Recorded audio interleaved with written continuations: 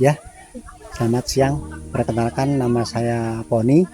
Saya petani kopi di Dusun Babadan 2, Desa Paten, Kecamatan Dukun, Kabupaten Magelang, Jawa Tengah. Dan saya sekarang yang sering budidaya kopi di daerah Babadan sini. Kalau untuk kopinya ini sendiri, jenis kopinya apa ya Pak yang ditanam oleh Pak Poni sendiri? Yang sudah sering kita panen itu Linin S dan Kartika. Linin S dan Kartika. Itu jenis kopinya itu kayak Arabica, Robusta? Tetap Arabica. Oh, tetap Arabica. Arabica tapi varietasnya Linin S dan Kartika. Kalau ketinggian tempat untuk kebun kopinya ini kira-kira di berapa ya Pak ideal? Kurang lebih 1.300 di sini. 1.300. Oh. 1.300 mdpl. Nah. Kalau untuk cuaca sama suhu itu kan sekarang udah akhir-akhir ini ada kadang hujan, kadang panas gitu. Itu mengganggu proses kopinya itu, buah jarinya gampang busuk atau malah gampang cepat merah gitu. Sebenarnya gini Mas, memang Mbak, cuaca itu memang pengaruh. Yo, bukannya cuman untuk kopi tapi manusia juga, kalau iklim tidak bagus tetap pengaruh.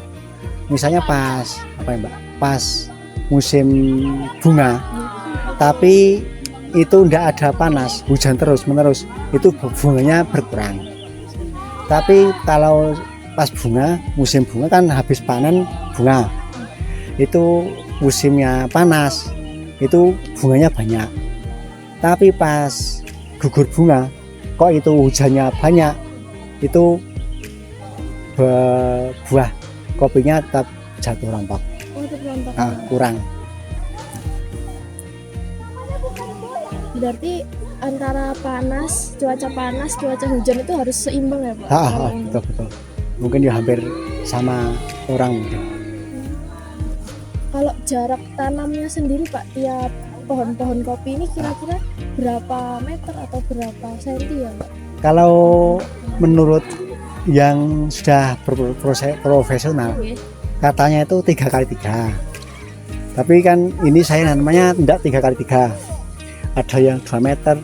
Itu dari pendapat saya itu untuk mengantisipasi apabila kita nanamnya ada yang mati, itu masih ada tumbuh 3x3, semuanya itu aja. Kalau metode penanaman lalu usia tanaman sampai panen itu kira-kira bagaimana ya Pak? Berapa lama?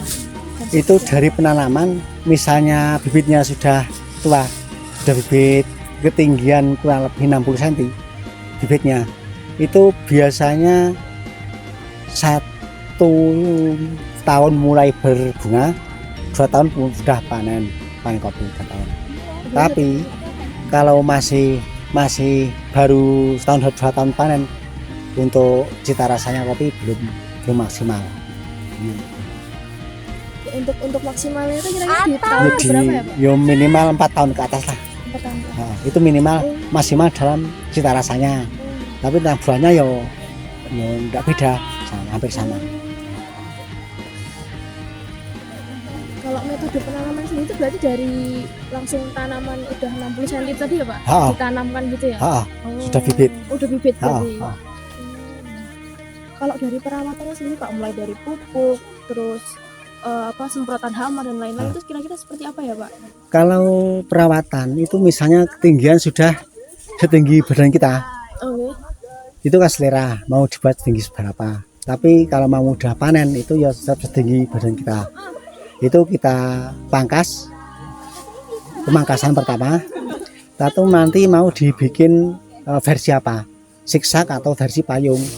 Kalau siksak itu kan ini ada batang kanan kiri sama. Nah, itu kita lepas yang satu.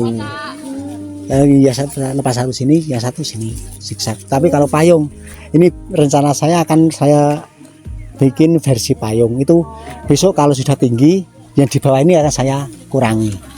Jadi nyabang di atas sana. Kalau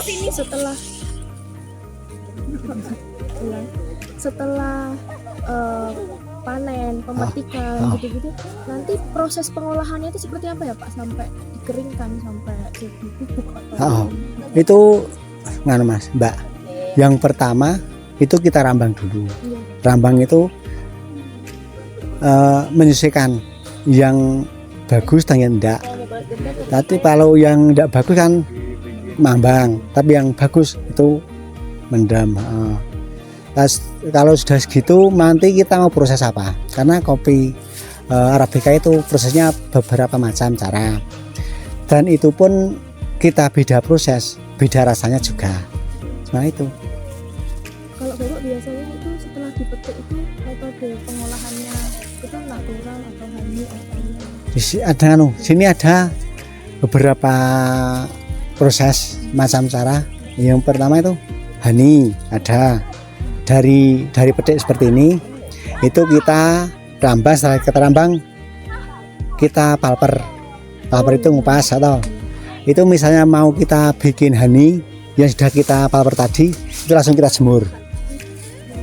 Tapi kalau mau bikin full boss itu kita cuci dulu, kita rendam, lalu setelah kita rendam 2 atau 3 malam kita jemur.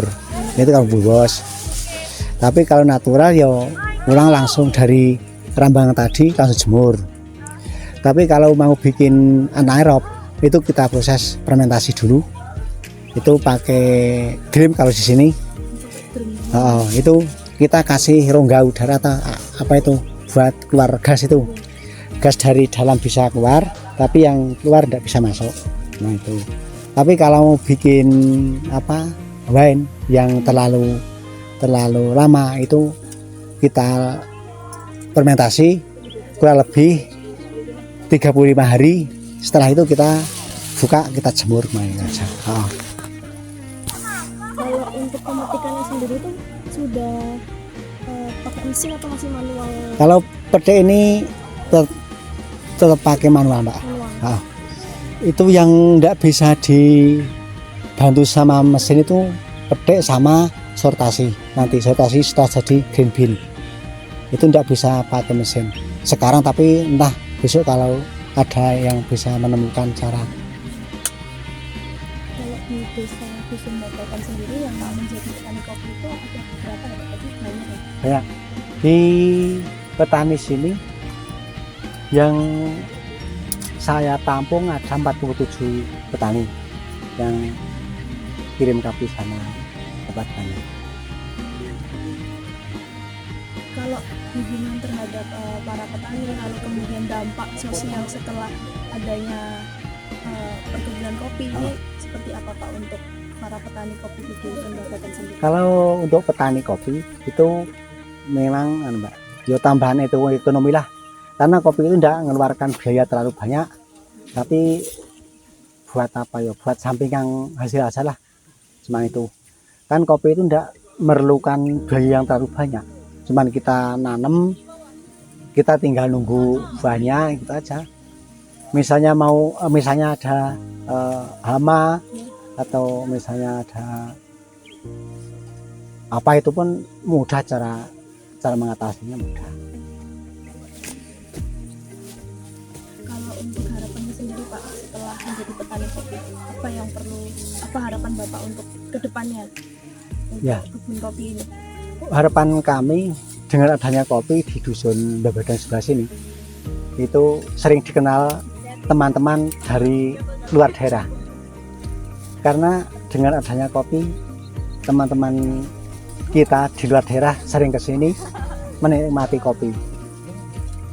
Jadi dusun sini biarpun di puncak, di pelosok, tapi sering dikunjungi orang. Itu.